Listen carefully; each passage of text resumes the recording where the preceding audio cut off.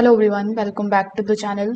In today's video, I'm going to show you how to connect your Wyze camera to the Wi-Fi in 2026. Now, first of all, you need to plug your Wyze camera into the power using its original USB cable and the adapter. Afterwards, you need to make sure that your phone is also connected to the 2.4 GHz network because most of the Wyze cameras do not support the direct 5 GHz setup connections.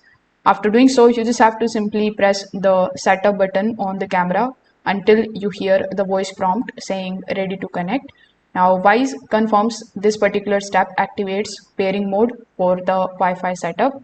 Now, once you have done that, you just have to simply open the Wyze application on your phone and tap on the option of new device on the home page.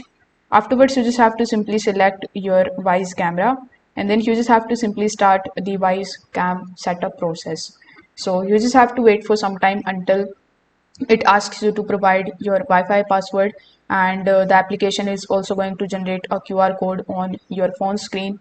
So you just have to simply hold the QR code in front of the camera lens until you hear the QR code scanned prompt.